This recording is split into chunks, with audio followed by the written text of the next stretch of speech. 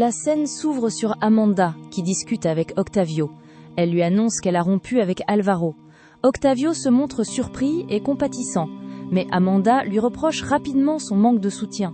Elle vient de mettre fin à une relation importante et estime qu'au lieu de la réconforter, son père ne pense qu'aux conséquences de sa décision. Octavio lui assure malgré tout qu'il sera là si elle a besoin de lui. De son côté, Alvaro explique à sa mère qu'il ne comprend pas pourquoi Amanda l'a quitté. Selon lui, tout ce qu'il a fait concernant son projet de bijoux était destiné à l'aider. Il avait réussi à lui obtenir de l'argent pour son projet et pensait donc agir dans son intérêt. Sa mère lui fait cependant comprendre qu'Amanda n'avait pas besoin qu'on fasse les choses à sa place, elle avait surtout besoin d'être soutenue. Elle lui rappelle qu'il a peut-être reproduit avec Amanda le même comportement qu'Octavio a toujours eu avec elle, en la traitant comme une enfant. Alvaro refuse d'abord d'entendre ses reproches, mais reste convaincu qu'Amanda reviendra. Octavio retrouve ensuite Amanda et lui fait clairement comprendre qu'il ne peut pas rester les bras croisés en la regardant prendre, selon lui, de mauvaises décisions. Amanda lui répond que le temps montrera si ses choix sont réellement mauvais. Elle insiste surtout sur le fait qu'elle doit désormais prendre ses propres décisions, même si son père n'est pas d'accord. Octavio finit alors par lui annoncer qu'il va engager une nouvelle directrice de la communication pour la remplacer. Amanda accepte la décision, consciente que cela signifie qu'elle ne pourra probablement plus reprendre son poste dans l'entreprise. Pendant ce temps, César poursuit ses recherches sur le passé de la famille. Il discute avec Béatrice, qui lui révèle qu'elle a autrefois été directrice d'un orphelinat et qu'elle s'occupait de nombreux enfants. César l'interroge notamment sur l'ancien directeur de l'établissement qui avait été assassiné. Béatrice explique qu'un des orphelins avait été arrêté et condamné pour le meurtre, mais elle laisse entendre qu'elle n'a jamais vraiment cru qu'il avait agi seul. Elle pense qu'il avait peut-être été utilisé pour payer à la place de quelqu'un d'autre. Mais Monica arrive et interrompt la conversation. César se retrouve contraint de changer de sujet. Dès que Béatrice s'éloigne, il demande à Laura de rechercher toutes les informations possibles sur l'homme condamné pour la mort du directeur de l'orphelinat, et surtout de vérifier si, lors du procès, la présence d'un complice avait été soupçonnée. Patricia, de son côté, retrouve Julia et lui reproche une nouvelle fois de ne pas avoir respecté ses consignes. Julia affirme qu'elle n'est pas sortie de la maison, mais Patricia découvre qu'elle a parlé avec un homme rencontré devant la résidence. Lorsqu'elle apprend que cet homme est l'avocat des Orama et le bras droit de sa belle-mère, Patricia devient méfiante. Elle lui demande surtout si Julia lui a révélé sa grossesse. Julia nie et affirme ne lui avoir parlé que quelques fois. Patricia lui ordonne de rester extrêmement prudente, car elle considère cet homme comme dangereux et peu fiable. Monica rejoint ensuite Octavio et lui annonce une nouvelle inquiétante. César était avec Béatrice et lui posait précisément des questions sur le meurtre de l'ancien directeur de l'orphelinat. Monica craint qu'il ait découvert quelque chose. Octavio lui demande de faire en sorte que Béatrice garde le silence, mais Monica lui rappelle que les personnes âgées de la résidence parlent facilement lorsqu'on leur donne l'occasion de discuter. Dans l'atelier, David retrouve Amanda. Il la félicite d'avoir eu le courage de quitter Alvaro et de s'être également opposée à leur père. Amanda affirme qu'elle a simplement fait ce que son instinct lui dictait. David lui avoue ensuite qu'Alvaro n'a jamais été son beau-frère préféré et qu'en tant qu'avocat, il le trouve compétent, mais qu'en tant que personne, il le considère comme un véritable imbécile. Il met toutefois Amanda en garde. Il ne veut pas qu'elle se trompe à nouveau. David remarque également la présence de César dans sa vie. Amanda lui explique qu'elle ne s'est pas séparée d'Alvaro pour César. Elle reconnaît néanmoins que César l'inquiète, notamment parce qu'elle a découvert qu'il fouillait dans les archives de l'entreprise. Elle soupçonne qu'il cherche quelque chose concernant leur famille. David tente de relativiser, mais Amanda a le sentiment que César en sait peut-être davantage sur eux qu'ils n'en savent sur lui.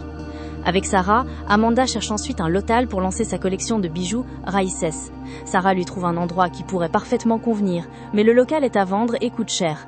Amanda reconnaît qu'elle n'a pas les moyens de l'acheter. Sarah lui suggère alors de demander un prêt à Octavio, mais Amanda refuse catégoriquement de dépendre de son père. Elle préfère trouver un endroit moins cher. Sarah lui fait alors remarquer que la maison de sa mère pourrait être vendue à un très bon prix. Amanda hésite car cette maison représente une partie importante de son histoire familiale. Elle finit pourtant par comprendre qu'elle pourrait être obligée de la vendre pour financer son indépendance. Julia retourne parallèlement chez le docteur Garé pour ses examens de grossesse. Le médecin lui explique qu'une analyse doit être réalisée avant 12 semaines afin de vérifier que le bébé ne présente aucune anomalie. Julia demande si tout va bien et le médecin la rassure. Il s'agit d'un examen de routine. Il lui explique également qu'elle commencera naturellement à s'attacher davantage à son bébé au fur et à mesure que la grossesse avancera. Amanda et César commencent ensuite à vider la maison de sa mère. Amanda retrouve des souvenirs de son enfance, notamment une peluche appelée Pépé. Elle raconte à César que sa mère avait conservé cette peluche lorsqu'elle et sa sœur étaient enfants. En parcourant la maison, Amanda se remémore les étés passés avec sa mère et sa sœur dans le jardin. Sa mère avait l'habitude d'étendre une couverture dans l'herbe pour que toute la famille puisse s'y installer ensemble. César tente de convaincre Amanda de ne pas vendre cette maison et lui propose même de lui prêter l'argent dont elle a besoin. Amanda refuse finalement de renoncer à sa décision. Elle considère cette vente comme le prix à payer pour gagner son indépendance. De son côté, Octavio montre à Alvaro le chevaux de la femme qu'il envisage d'engager comme nouvelle directrice de la communication. Alvaro comprend que son poste est réellement en danger. Il supplie Octavio de patienter, convaincu qu'Amanda finira par revenir lorsqu'elle se sera calmée. Octavio lui conseille cependant de ne pas attendre trop longtemps.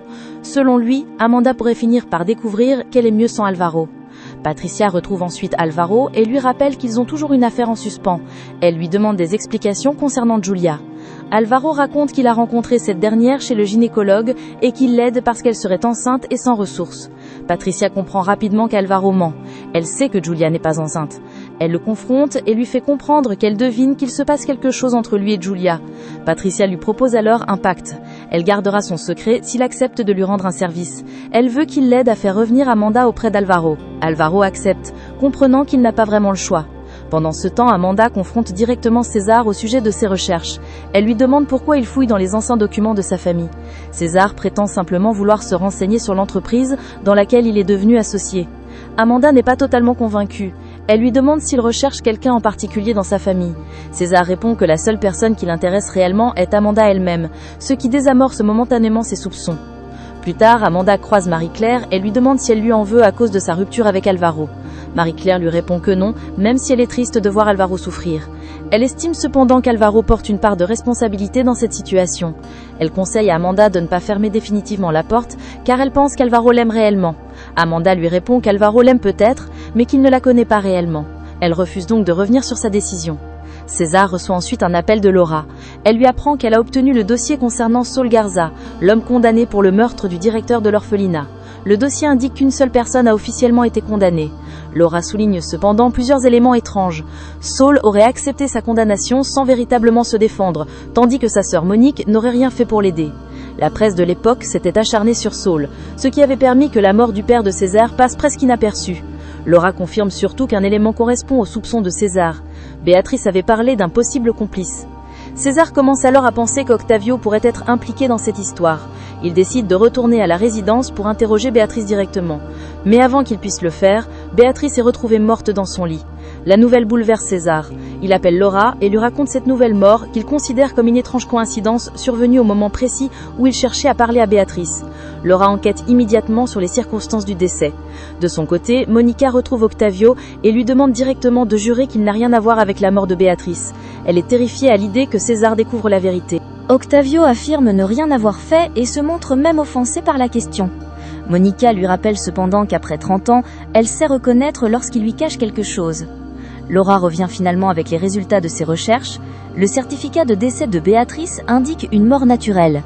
Mais quelque chose semble anormal. Aucune autopsie n'a été réalisée et Béatrice a été incinérée très rapidement. Même ses obsèques semblent avoir été expédiées.